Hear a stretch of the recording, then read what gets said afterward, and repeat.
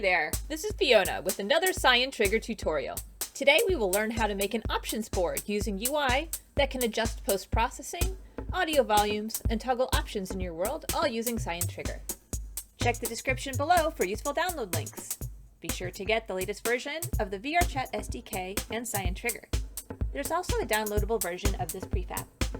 So here we've got a little UI board. If you were in VR, you see your little raycast to this. And using this board, we can do things like, here we've got chairs. We can toggle the interact for the chairs off and on. We can turn off objects in the world. You can see there's some pickups over there. We can turn those off and on, or we can disable particles. There's a lot of things you can do with toggles. Turn stuff off and on your world. We can also adjust the volume of background music. We can adjust post-processing. Here's we got a bloom adjust and a brightness adjust for kind of like a sleep mode. Okay, all right, let's set this up. I've already set up sort of a copy of this, but taken off all of the important bits, so we're going to start on our own. The first thing that we're going to do whenever we're making a UI system is to make a canvas, all right?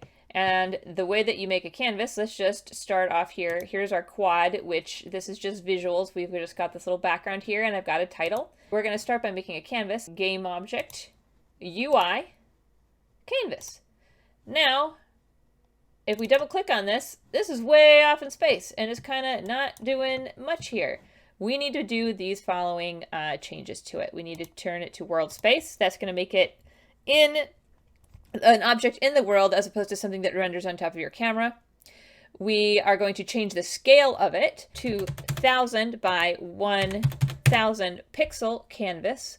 However, it's also interpreting that as a meter. So let's go ahead and turn this into 0.001 scale everywhere. So now it's actually 2 by 1 meter. So basically think about each one of these pixels is a millimeter. Okay, and let's go ahead and put this back at the origin of our world so we can find it. Now I already have this quad set up, so a really easy way of putting this in the right spot, I'm going to drag it as a child here and zero it out. All right, there we are. Okay, and now I'm going to drag it back up to the top so that our scales make sense. And it changed our Z scale, so I'm going to set that back to 001 and our X scale 001. All right, so now look, that is the border of our UI. Anything that we put inside this will be interactable. So you can see this gizmo, this little outline of our canvas. That's what we're going to want to do. Okay, now that we have our canvas, we need to put some stuff in it. So let's start off. We look at our example here. Let's make a toggle. All right, we've got 3 toggles here. A toggle is a button that just goes between 2 states. Game object, UI, toggle. All right, where is that toggle and how big is it? Okay, here it is. It's right here. It is very small, so I'm going to just scale this up to kind of match. And then we're going to need to bring the Z position up a little bit so that we can see it. Whoop, there it is. Okay, so let's just put it up here. Now, you may notice this looks a lot different than what I have over here. That is because you can customize the look of your UI however you want, and I strongly suggest that you do so. In this option, for example, if I look at this toggle, I've got a title, which I've made Text Mesh Pro, and then I've got a background that I've put different images in, and the check mark for the thing that goes off and on in your toggle. Instead of the check mark, it's like a little circle. It's got a little color. So now if we go back to our toggle right here, this is what Unity gives you by default. I'm not going to actually make it look good for you. You should make yours look good however you want. We're just going to put in the functionality for today. Okay, so the functionality of the toggle. Let's name this one, I'm going to name this one pickups as an example, okay?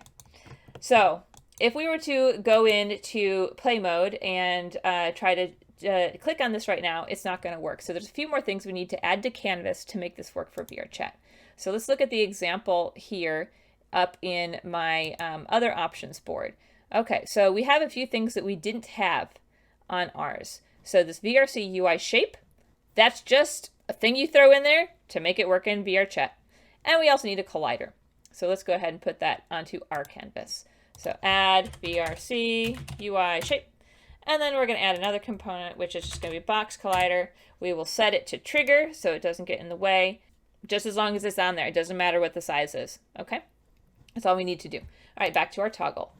This is a toggle script provided by Unity. We want to change navigation to none, is on. This is the variable we care about. So if you check out over here, the little check mark, if I uncheck it, goes away, comes back, goes away, comes back. That is what's showing us what our Boolean is, okay? And then the other thing we're going to want to do is what action happens when you click it, and that is going to be this, the on value changed. Okay, before we can set that up, we need to actually add the CyanTrigger. So let's add the CyanTrigger, and we're going to put in what we want to change. So here I'm going to add one variable, which is going to be a bool, and I'm going to call this is enabled. This bool is where we're going to store what the same thing is on up here. That's all I'm going to do there. Okay, so I'm going to add a custom event, and I'm going to name this custom event. I can name it whatever I want. In this case, I'm just going to name it toggle. You can name different CyanTrigger actions the same thing on different game objects, and that's completely fine. And so if I were to duplicate this game object and try to use it for another toggle, it can all stay in the same naming convention, and you'll be fine. Okay, so now under our actions, we're going to add first, let's sync up the variable. We want to make sure is enabled and is on are doing the same thing. So let's sync that up. Toggle get is on. All right, so it's going, and let's drag ourselves into it. That's this one right here. And the Boolean that we're storing is enabled. Perfect.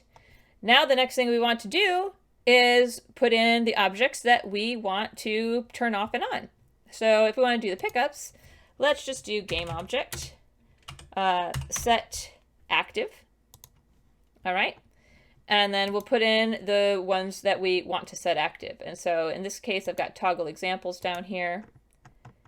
I have 3 pickups that I can drag in there. So let's go back to our toggle. There's a very handy little thing that you can do to make your life so much easier. Do you see this little lock up here? This will lock this inspector to keep it from disappearing if you click on something else. So let's lock it. Let's come down, select all 3 pickups, drag them right into this header right here. Do you see that little plus sign? Ta-da! They all show up. I'm going to go ahead and remove the empty one like that. Now unlock the inspector. So see here, if I click around, it's not changing. Unlock the inspector. Now it's going to change. Easy way of putting, like if you had like 100 pickups and you need to select them all, that's the easy way of finding them, just dragging them all in at once. Okay, so now we've got the toggle. We get if it is true or false, and then here's all the objects, and I'm just going to change them to whether they're enabled or not. That is literally it. Super easy, okay, for just turning game objects on and off. Now, let's go back up to the toggle itself, and then we are going to hook it up to that CyanTrigger. So here, we're going to say this object itself, the function is going to be an Udon behavior. Oh my God, look at this huge list. Ignore all of it. Look for send custom event. All right. That is what we're looking for, send custom event. And the send custom event we want to look for is the same thing that we named our CyanTrigger custom. There we go. So now when we go and click on this, it should toggle those game objects off and on. We'll test that later to make sure we set it up. All right, what's the other thing we want to check? How about those fireworks? Here we got some fireworks in the background. Let me just play all of them. Ooh, very pretty, very pretty. But some people might not want to have that. So we can turn those off in the exact same way. Let's do that just by taking that toggle we had before. Let's duplicate it. Let's drag it over. I'm going to change that label, call it fireworks. Now in this toggle that we just duplicated, down here, those things that we're setting active or not, well, let's just make those the fireworks instead. Okay, so we can do the same thing. We can lock the inspector. Let's just change that back to 0. Select our 3 fireworks objects, drag them into the header. They populate, unlock the inspector. Now we've got a second toggle that does fireworks. And you can do the same thing for chairs. It's going to be a little bit different. We don't necessarily want to turn the chairs off and on, because if someone is sitting in one, We might want to still see the visual of the chair. So let's do that a little bit different. So I'm going to go ahead and duplicate this toggle one more time. And on this one, let's scoot it over. Let's take the label and we're going to call this one chairs. And instead of changing the game object when the toggle goes, let's go ahead and delete that. And then now we're just going to do a collider set enabled. And then same thing. Let's go ahead and lock that. Let's find those 3 VRC chairs, drag them into there, unlock it, go back to our chair toggle. We might want to change these. I'm going to name this chair toggle so it's easier to find the inspector. This was fireworks toggle. And this was pickup toggle. Okay. Oh, we had one more chair. I missed one. So let's go back to our chair toggle. And if you add something to your world you want to disable, just add another one here and then drag that other chair in. Look, now we're disabling all 4 chairs. Great. Okay, we did all of our pickup toggles. Let's do background music now.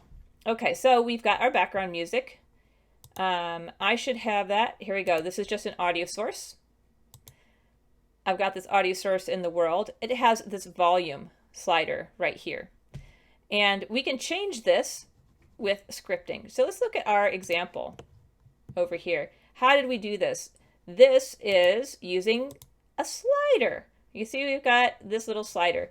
It's just like a toggle, but if you expand this down, it has a few more options. So that's all visuals, pretty much.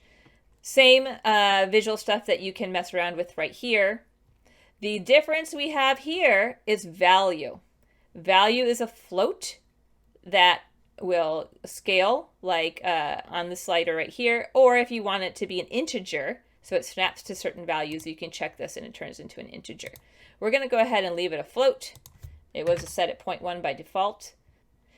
Okay, let's go back to our canvas and then game object UI slider. Let's add that. Okay, where is it? Here it is. It also probably needs to be scale 5.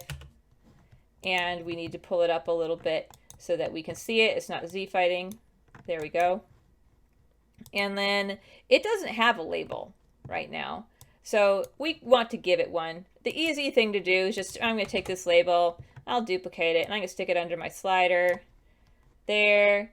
And now I'm going to move it kind of where I want it to go. And then I can change the text and we'll call this music. All right, now let's take that whole slider and kind of put it more or less where we want it, right there. Okay, so now the way that we are going to do this is very similar. We're going to add a CyanTrigger to it. All right, the difference here is now the variable we're going to add is going to be a float. So float, and then we're going to call this, I'm going to call this music volume. Okay, and then we're going to add an event. And we're going to call this custom, and this is going to be called slider changed. Now, look here, our min and max, all right? So our minimum value and our maximum value. Let's say you don't want this music to ever go above like 0.4 in the audio source. Nobody needs their ears blasted. So we can go ahead and change that right here. Make sure it doesn't get too loud. Okay, so that's the range of our scale.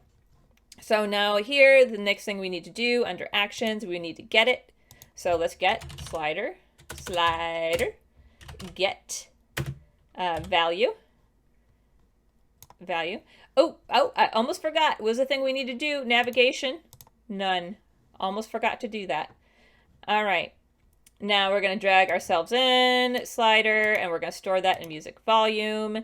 And then we're going to set the volume on the audio source. So audio source, set volume.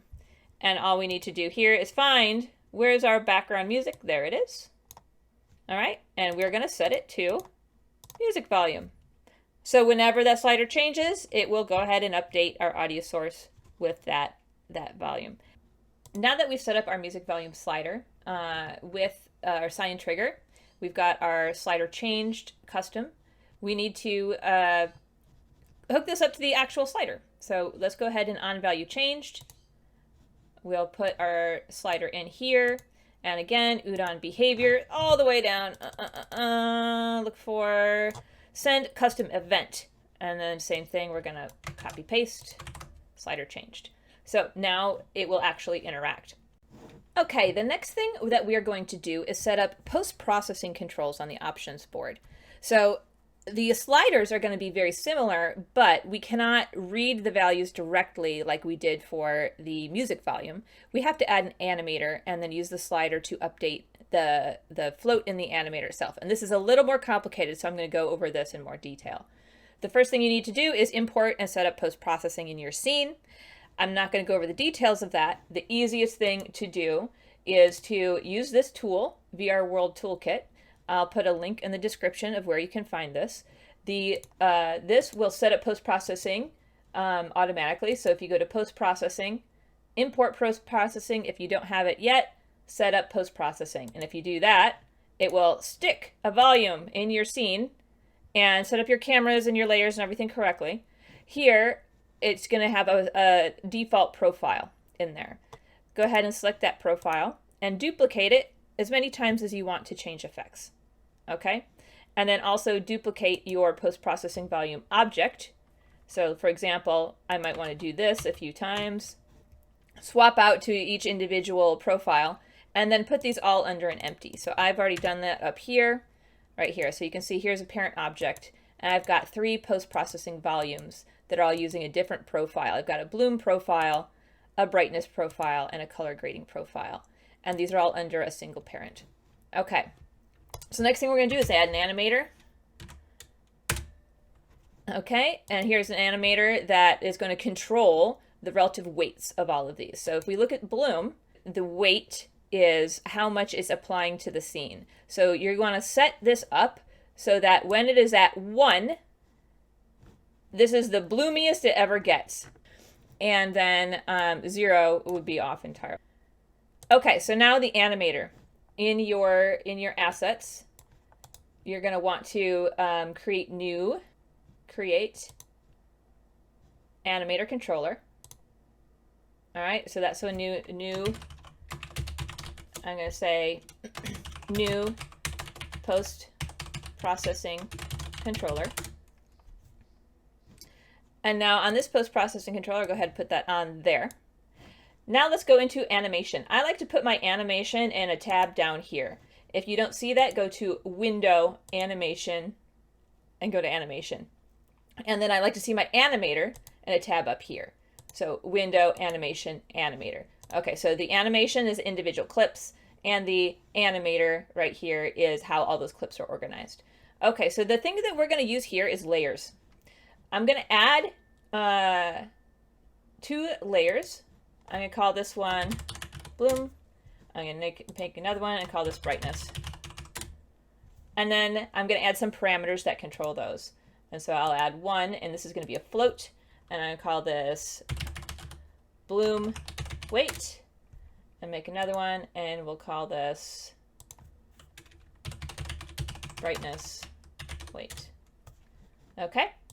So in a layer in here, then we need to go in and set these layers to 1, override. 1 and override. That's all we need to do. Now we can pretty much ignore the base layer. The base layer would be things that were always happening, and then these layers you can control individually. And this is just how you set things up so that your animation can run all at the same time, and these things are controlled individually. Okay, so now let's go into our bloom layer, and the next thing we're going to need to do is make some clips that control the weight of those. Create a new clip. I'm going to call this new brightness high. And then all we need to do is hit this little record button. Ta-da! Now let's go into the thing I want to change, and that was this, and I'm going to change the weight at 0, makes the brightest right there, and it's added this little keyframe. Okay, and now I'm going to make a new clip, create a new clip, and call this new brightness low. Same thing, hit the record button. Now let's take this all the way over to there. Unrecord. And it's made this here. So now let's look in the project, and you can see we've got new brightness high, new brightness low. Now look at this. Up at our base layer, it's automatically put these things in. That's great. We don't want something in here. right? This is our base layer. It's automatically going to apply this animation. Let's go ahead and I'm going to call this empty, and I'm going to remove this clip. And then I can delete this one from here. I don't want anything in the base layer. Okay, let's go over to brightness. Now we're going to make something called a blend tree. A blend tree is just a way to control how much you're going between one animation and another. Remember, we just created those two clips, brightness high and brightness low, and they just went from 0 to 1 for the same property, and we're going to blend between them with that float value. So let's go ahead, right click, create state from new blend tree, double click that blend tree. We are going to come up here. Here's our blend tree. Click on this motion. Now it says motion because it's assuming you're like animating a moving character, but you can do blend trees for anything. So I'm going to go ahead and add in a motion field and add in another motion field like this. So what we are going to be animating is what is our parameter. I want to pick brightness, and then I'm going to put my two clips in here. So I'm going to go ahead and take new brightness high, ba-ba, new brightness low, da-da. Now we can do the same thing for the bloom. Create state from new blend tree, double click it, click on it, add to motion fields. We're going from bloom weight here, and I'm going to go ahead and use the bloom animations I already had. Okay, bloom low to bloom high. And let's go back into the scene. So let's now check in my animation. And you can make sure these are set up correctly, your animations, by clicking on this, clicking on animation. And now it's actually referencing this one that's in the scene, okay? So if I look at bloom high, yes, you can see how it changed. And when I use the play, bloom low, it changed. Brightness high, it's bright. Brightness low, let's do the preview, it's low. Perfect, let's take the preview off. So now we know that that is all set up correctly. Great. Okay, now let's set up the CyanTriggers that controls all of this. Now that we have our post-processing set up with our animator controller and our clips with our blend trees, now we need to set that up in the slider. So let's go ahead and just duplicate our music slider. Scooch this down a little bit. Scooch this down a little bit. Let's go ahead and rename these for clarity. And this one is we'll call music volume. We'll call this one bloom, and this one brightness. Okay, so now let's make sure that everything looks the same. So over here, we're going to change this to bloom, and then we'll change this one to brightness. Great. Okay. So our animator is up here on our post-processing controller, but we're going to handle all of the logic in the sliders, okay? So starting with the bloom, we've got our slider. We have our slider changed custom here, but instead of doing an audio source, just delete, boom, right there. Animator, set, float. Do you remember the float that we made in the parameter? Okay, so what we need to do here is then pick right here, animator int float. The int would be the ID of the parameter, like the first one would be 0, the second one would be 1. I want to use a string, so I know exactly what I'm talking about. So let's go back to our animator, look at our parameters, bloom weight, just type that right in. Make sure you get your capitalization correct, and then we are going to be putting in the slider value, which I'm going to just rename right here. And I'm going to call this bloom amount, just to make sure that it's a different word and I don't get confused. Okay. And now let's put in our animator for our post-processor right there. Now that should be all set up. Okay. And let's actually go ahead, delete this one and duplicate this one. I'm going to go rename again, call this one brightness. Change our label to brightness. Brightness. And now we're going to do the same thing here, except I'm going to rename this to brightness amount. It's doing the exact same thing. I don't have to rename these. I'm just doing it to make myself get less confused. Okay, and then this, let's look at our animator. What do we call it? Brightness weight. Okay, double check our spelling is all correct. Great. Okay, so now let's look at our scene. I have all of the options that I want. The next thing I need to do is change the layer. It's going to automatically put all of these things on the UI layer. Okay, if you do that, you can't interact with it. So go up to your canvas. Okay, so this is how it starts. And then you want to set it to default or something, some other layer that you might want to have, and say, yes, change children. And it'll change everything below there to that layer. Other thing we need to do, let's go back and check everything and make sure that we don't have navigation on any of it. Navigation none, navigation none, none, none, none. Great. So now that we've checked all of those, the next thing that I'm going to want to do is I realized that each one of these sliders is defaulting to 0, which may not be what we want to start on. And I have given each one of those post-processing things here a default weight already. Now, you may want to decide, okay, how do you want the world to start, and kind of play with that and get an idea of like where you want the world to start. So I'm going to say like 0.1 looks pretty good for here. Bloom, we're going to give it maybe 0.25. Color grading stays at 1 because we're not changing that. Background music, I start at 0.2. Okay, so we want to control all those things in the sliders. So let's go ahead in the sliders and we're going to add some start just to set all of the stuff up ahead of time. Our music volume, I'm going to say this is a value. I'm going to start this at 0.2. The bloom, I was like at 0.25, and the brightness was at what, 0.1, I think? Something like that. Okay, so let's put in some start values. So we're going to add event, start, and then on this, we are going to just call slider changed. Okay, that's all we need to do. CyanTrigger, send custom event, slider changed. That way it will grab the value that's in the slider and apply it so that everything matches up from the beginning. So let's just do this in all our sliders. This would have been better to do when we started and duplicated them, but it's not too bad. Okay, and I've already got that there. Same thing here, add event, start, add an action, CyanTrigger, send custom event, slider changed. Okay, now it should all initialize correctly when we go. Okay, let's give it a try. Okay, now we are all initialized. Okay, now our brightness, bright, dim. Okay, I like that. Now music, perfect, bloom. Very good. Now let's take a look. We got our chairs are interactable. Let's go ahead and turn this off. No longer interactable. We can turn off our pickups as well. You'll see those disappear. And then disable the fireworks.